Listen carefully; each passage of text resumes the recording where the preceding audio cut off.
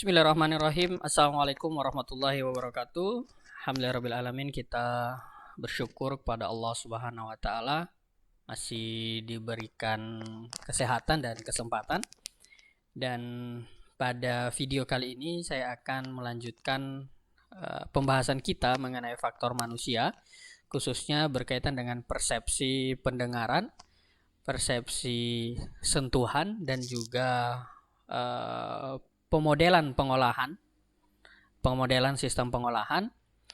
Dan pada video sebelumnya kita sudah membahas mengenai itu, dan di video kali ini kelanjutan dari pembahasan mengenai sistem pemodelan pengolahan atau pemodelan sistem pengolahan, di mana kita akan membahas bahwa informasi yang mungkin saja sudah diterima itu mungkin saja terjadi overload informasi. Nah, bagaimana cara mengatasinya? Di video kali ini akan kita bahas. Seperti yang sudah saya sampaikan di pengantar tadi, bahwa salah satu efek dari banyaknya informasi melalui model sistem pengolahan yang ada adalah kemungkinan terjadinya overload informasi. Jadi overload informasi ini adalah informasi yang terlalu banyak yang mungkin saja akan mempengaruhi pengguna dalam menggunakan informasi tersebut atau dalam menggunakan program yang akan dibangun. Maka ada beberapa langkah yang bisa digunakan untuk mengatasi overload informasi tersebut. Yang pertama adalah nama dan icon. Ini harus mengandung arti. Mengandung arti tertentu. Supaya apa? Supaya mudah diingat. Misalkan untuk save atau penyimpanan data, maka menggunakan icon disket misalkan. Kenapa? Supaya mengandung arti bahwa melihat disket itu berarti melakukan penyimpanan data atau melakukan penyimpanan informasi. Ini akan diingat. Sehingga kita tidak perlu menghafal lagi informasi-informasi apa yang berkaitan dengan perintah-perintah tersebut. Cukup dengan melihat icon atau cukup melihat gambar yang sesuai dengan artinya, maka itu sudah bisa digunakan. Untuk apa? Untuk mengatasi overload informasi. Kemudian yang kedua, rancangan antarmuka dan fungsi ini harus konsisten. Sehingga apa? Mudah diingat antara halaman yang satu dengan halaman yang lain. Antara halaman yang lain dengan halaman yang lainnya lagi. Itu harus konsisten. Atau bahkan bisa jadi dalam satu paket program aplikasi, antara aplikasi yang satu yang kita bangun dengan aplikasi yang lain itu juga fungsinya konsisten. Supaya apa? Supaya informasi yang sudah kita dapatkan di aplikasi yang pertama tidak perlu lagi kita gunakan atau tidak menjadi overload informasi ketika kita menggunakan aplikasi yang lain. Atau halaman yang kita gunakan di halaman pertama tidak perlu lagi menjadi overload informasi di halaman yang kedua. Misalkan aplikasi berbasis web, menu-menunya ya sama. Desktop, menu-menunya juga sama antara halaman yang satu dengan halaman yang lain. Jadi ketika ingin mencari menu yang lain lagi ya sudah mendapatkan informasi yang sama pada halaman sebelumnya. Kemudian yang ketiga, antarmuka ini harus memandu dan mendorong pengguna untuk mengingatkan informasi yang telah diterima. Entah itu berupa next, misalkan tombol next atau tombol selanjutnya, tombol anak panah dan lain-lain. Untuk apa? Mendorong pengguna mengingat informasi apa yang sudah dia terima. Atau misalkan ketika kita download, ada peringatannya bahwa aplikasi ini telah terdownload. Atau misalkan link, ketika link itu sudah pernah kita kunjungi, maka dia akan berubah warna dibandingkan dengan link atau hyperlink yang belum pernah kita kunjungi. Kemudian langkah yang mengatasi overload informasi yang berikutnya adalah tentu saja kita harus memperhatikan penyusunan informasi. Nah, bagaimana kita menyusun informasi? Yang pertama, jangan menampilkan terlalu banyak atau terlalu sedikit informasi pada layar. Jadi, seperti fungsionalitas yang semestinya, informasi yang semestinya juga penting. Artinya, informasi itu kalau terlalu sedikit tidak menjawab pertanyaan, kemudian informasi terlalu banyak, ini juga akan membuat pengguna malas untuk baca. Bahkan informasi yang didapatkan nanti ya tinggal di skip saja sehingga tidak dibaca. Kemudian menyusun informasi ini ya jangan menampilkan data pada layar secara acak. Sebaiknya memang dikelompokkan, kemudian diurutkan urutan yang tepat. Sehingga apa? Ketika pengguna nanti ingin mencari data atau mencerna sebuah data, ya dia akan mengarahkan perhatian secara cepat terhadap informasi yang tepat sesuai dengan yang dibutuhkan oleh pengguna. Oke. Langkah mengatasi overload informasi yang lain, yang berikutnya ini adalah informasi penting yang butuh perhatian khusus, ini harus ditampilkan dalam tempat yang menonjol. Misalkan alarm, misalkan pesan peringatan, ini harus ditempatkan di tempat yang menonjol yang nanti dapat dengan cepat ditangkap oleh mata si pengguna. Kemudian langkah selanjutnya, informasi yang kurang penting, ini sebisa mungkin dialokasikan pada daerah yang mungkin tidak spesifik. Sehingga nanti pengguna ini akan tahu di mana harus mencari jika informasi ini diperlukan.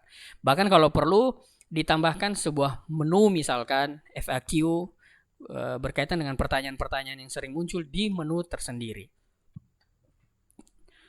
Bahkan informasi yang jarang diperlukan, misalkan fasilitas bantuan atau help, ini tidak perlu ditampilkan, namun tetap tersedia. Misalkan kalau di aplikasi-aplikasi kita menggunakan sistem operasi Windows, fasilitas bantuan itu dengan cara kita menekan tombol F1. Maka fasilitas bantuan atau help itu akan muncul untuk membantu memberikan informasi yang lebih lengkap yang dibutuhkan oleh pengguna. Oke. Selain model pengolahan atau model sistem pengolahan, pengendalian motorik ini juga sangat penting di dalam faktor manusia. Kenapa? Responder utama pada diri operator atau diri manusia sebagai operator atau sebagai pengguna adalah 2 buah tangan yang berisi 10 jari, kemudian 2 kaki dan juga 1 suara. Ini yang nanti menjadi responder untuk menggunakan alat-alat input misalkan. Nah, pengendalian motorik ini dapat dilatih. Jadi dapat dilatih untuk mencapai taraf kemampuan tertentu. Misalkan mungkin sudah pernah kita bahas di video selanjutnya, pengetikan 10 jari. Jadi pengetik 10 jari mendapatkan 1000 huruf per menit. Ini mungkin kemampuan yang umum. Tetapi misalkan mengetik dengan 2 jari, kemudian kecepatannya harus 400 per menit, ini mungkin sulit dicapai. Sehingga pengendalian motorik bagaimana nanti dari 2 jari semakin kita berlatih hari, bulan, tahun, atau sering kita menggunakan untuk mengerjakan pekerjaan kita, maka kinerja ini juga akan meningkat. Misal 10 jari, bahkan 1000, 2000 dan seterusnya. Oke. Nah, pengendalian motorik ini mempengaruhi bagaimana kita bergerak, bagaimana kita berinteraksi dengan komputer, bagaimana nanti motorik kita menggunakan mouse, motorik kita menggunakan keyboard, menggunakan interface-interface yang lain. Kemudian aksi yang sederhana, misalkan tombol keyboard, melibatkan sejumlah pemrosesan. Entah itu pemrosesan aksi dimulai dari stimulus ataupun pemrosesan aksi yang lain. Jadi pemrosesan aksi dimulai dari stimulus, diterima sensor peraba, kemudian ditransmisikan ke otak untuk diproses, menghasilkan respon yang sesuai. Nah, respon dari otak tersebut itu akan diteruskan ke otot alat penggerak. Nah, jadi konsep dari pengendalian motorik seperti itu. Pemrosesannya dimulai dari mana? Stimulus diterima sensor peraba, kemudian ditransmisikan ke otak, sampai di sana menghasilkan respon yang sesuai. Nah, respon tersebut yang akan diteruskan ke otot sebagai alat penggerak untuk input data misalkan, untuk output dan sebagainya. Nah, berkaitan dengan pengendalian motorik ini berkaitan dengan pemrosesan aksi. Pemrosesan aksi itu bisa kita lihat dari 2 pandangan. Yang pertama, pemrosesan aksi berpengaruh pada kecepatan, di mana setiap tahapan pemrosesan aksi yang dilakukan manusia tersebut tentu saja memerlukan waktu yang berbeda. Waktunya ada waktu reaksi atau reaction time, waktu pergerakan movement time, dan waktu tanggapan. Waktu tanggapan ini adalah akumulasi dari waktu reaksi ditambahkan dengan waktu pergerakan. Jadi ini juga nanti akan melibatkan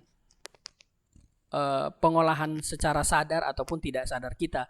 Bagaimana kita nanti ketika mendapatkan output dari komputer tertentu, bagaimana kita bereaksi, kemudian waktu kita bereaksi itu, kemudian kapan waktu kita bergerak, maka total dari keseluruhan antara waktu reaksi dan waktu pergerakan itu, ini yang disebut dengan waktu tanggapan. Nah, faktor seperti latihan ini akan mengurangi waktu reaksi. Oke. Jadi faktor seperti latihan rutin dan seterusnya ini akan mengurangi waktu reaksi. Jadi mungkin reaksinya akan lebih singkat. Sebaliknya kelelahan dapat memperlambat. Artinya kelelahan karena faktor waktu reaksi ini berkaitan dengan aktivitas fisik kita. Ini kalau kita lelah, ya mungkin reaksi kita juga akan menjadi lambat. Kalau waktu pergerakan ini berkaitan dengan karakteristik fisik dari subjek, entah itu misalkan usia misalkan. Jadi semakin tinggi usianya, waktu pergerakan juga akan semakin lambat dan seterusnya.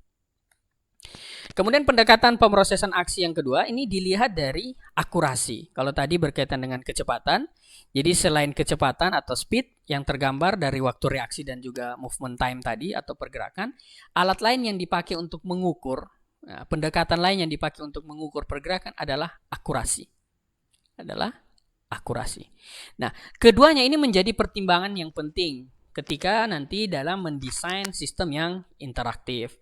Bagaimana nanti misalkan pemindahan target tertentu berupa button atau tombolnya ada di mana, bagaimana nanti menggunakan menu, bagaimana dia nanti menggunakan icon pada layar, apakah harus diklik 1 kali, apakah harus diklik 2 kali, dan seterusnya. Kemudian waktu yang diperlukan untuk memindahkan target merupakan sebuah fungsi, misalkan dari ukuran target, bagaimana jarak target dan sebagainya. Jadi harus akurat. Jadi ada 2 pemrosesan di sini, 2 pendekatan prosesan aksi yang dapat diukur. Yang pertama adalah berkaitan dengan kecepatan, berkaitan dengan waktu reaksi, waktu pergerakan, dan juga waktu tanggapan. Kemudian pemrosesan aksi yang berkaitan dengan akurasi, berkaitan dengan pertimbangan dalam mendesain sistem yang interaktif. Oke. Nah, setelah kita membahas mengenai faktor penglihatan, kemudian persepsi pendengaran, sentuhan, pemodelan sistem pengolahan, kemudian pengolahan informasi, pengolahan informasi lanjutan, kemudian tadi kita membahas tentang pengendalian motorik, maka kita juga perlu mengetahui seperti apa sih sebenarnya kelompok pengguna. Dalam hal ini pengguna yang akan menggunakan komputer atau menggunakan sistem komputer, entah itu menggunakan hardware, yang lebih khususnya lagi misalkan menggunakan software, maka pembagian kelompok ini dibagi menjadi 3. Yang pertama adalah novice atau first time user, kemudian yang kedua knowledgeable intermittent user, dan juga yang ketiga adalah expert frequent user. Bagaimana ketiga user ini dalam kelompoknya masing-masing? Kalau novice atau first time user, ini kelompok pengguna yang memiliki sedikit pengetahuan atau sedikit konsep, ya dia cuma mengetahui software secara dangkal. Kemudian penggunanya adalah pengguna pemula, sehingga tentu saja dia akan asing dengan software. Dan tentu saja nanti memerlukan sedikit aksi, entah itu nanti aksinya berkaitan dengan pelatihan dan lain-lain. Atau dia mungkin sedikit aksi ini lebih banyak mengeksplor terkait dengan program yang lagi digunakan. Kemudian novice atau first time user ini, informasi kesalahan yang harus diberikan ini harus detail, harus rinci. Kenapa? Karena mungkin saja first time user ini takut melakukan kesalahan. Takut misalkan karena baru pertama kali menggunakan software, dia takut menggunakan software. Entah takut hapus datanya, takut kena virus misalkan, takut yang lain-lain berkaitan dengan penggunaan sistem. Sehingga bantuan dokumentasi dan langkah demi langkah, step by step tutorial ini sangat membantu pada para kelompok novice atau first time user. Kemudian kelompok yang kedua, knowledgeable intermittent user. Ini kelompok yang sudah mengetahui fungsi software, dia mungkin sudah biasa menggunakan software atau sudah biasa menggunakan komputer. Paling kesulitannya ya hanya mencari letak fungsi-fungsi yang diketahui. Kemudian dia juga butuh proteksi dari bahaya, karena di tahap ini kalau yang tadi first time user itu takut bereksplor atau takut melakukan kesalahan, kalau knowledgeable user ini karena mungkin sudah sering menggunakan, dia mulai bereksplorasi, sehingga proteksi dari bahaya, dari kehilangan data, bahaya dari terhapusnya data ini harus diberikan. Entah misalkan diberikan error handling atau penanganan kesalahan, bagaimana ketika tidak sengaja tertekan tombol delete, maka sebelum datanya terhapus harus ada pesan yang muncul dulu. Apakah yakin menghapus, ada tombolnya dan tidak. Sehingga kelompok pengguna ini walaupun dalam hal eksplorasinya nanti tidak berbahaya pada data yang ada di aplikasi tersebut. Nah, seperti first time user tadi yang membutuhkan dokumentasi, maka di kelompok ini juga masih tetap menggunakan atau membutuhkan help dan dokumentasi. Ini juga sangat membantu. Walaupun help dan dokumentasinya dalam bentuk online, karena